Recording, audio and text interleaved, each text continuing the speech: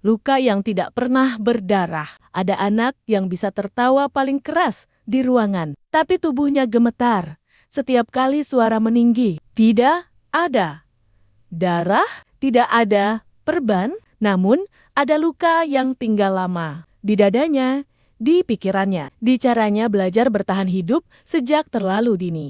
Dia bangun setiap pagi, memakai baju rapi, menjawab baik ketika ditanya kabar. Dari luar, semuanya tampak normal. Tapi trauma tidak pernah peduli pada tampilan luar. Trauma bersembunyi di balik refleks tubuh yang membeku, napas yang tiba-tiba pendek, mata yang selalu waspada. Seringkali, ketika anak menangis hanya karena ditegur, orang dewasa berkata, "Kenapa sih? Lebay banget." Padahal, itu bukan lebay, itu tubuh kecil yang sedang mengingat sesuatu yang dulu terlalu menakutkan. Trauma tidak membuat anak berlebihan. Trauma membuat anak bertahan. Ada anak yang belajar sejak kecil. Menangis itu berbahaya. Marah itu salah. Bersuara itu mengundang masalah. Maka dia diam. Dia patuh. Dia menjadi anak baik. Dan orang dewasa sering memujinya, tanpa tahu bahwa kepatuhan itu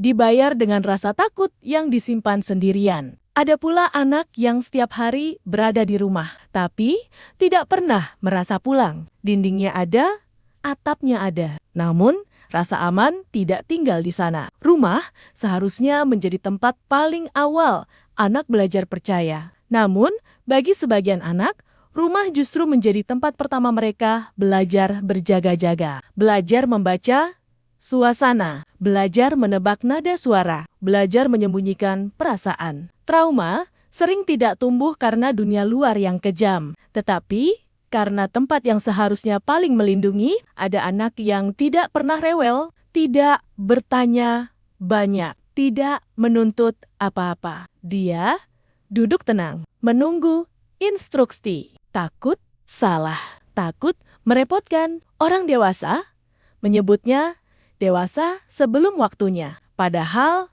yang terjadi adalah dia terlalu cepat belajar bahwa dirinya tidak boleh menjadi beban. Anak-anak seperti ini jarang diperhatikan karena mereka tidak berisik, karena mereka terlihat baik-baik saja. Padahal diam pun bisa menjadi tanda kelelahan yang dalam dan penting untuk diingat. Trauma tidak membuat anak rusak. Trauma mengubah cara anak melihat dunia, namun tidak menghapus nilai mereka sebagai manusia. Dengan dukungan yang tepat, dengan orang dewasa yang mau hadir tanpa menghakimi, luka bisa berubah menjadi cerita. Rasa takut bisa pelan-pelan berubah menjadi rasa aman. Anak tidak butuh diselamatkan dengan ceramah panjang. Anak butuh ditemani, didengar tanpa disela, dipercaya tanpa harus membuktikan apa. Jika kamu adalah orang dewasa hari ini, orang tua, guru,